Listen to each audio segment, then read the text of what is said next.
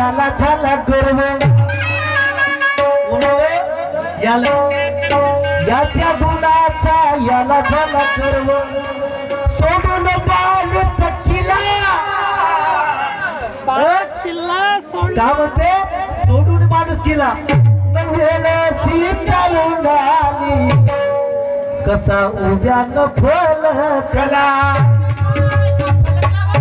आता फलकला म्हणते का फलकवला म्हणते पण म्हणून मला म्हणायचं आहे काय म्हणतो श्रीदेवी मॅडम ब्रह्मांडाची तू राहू नको ग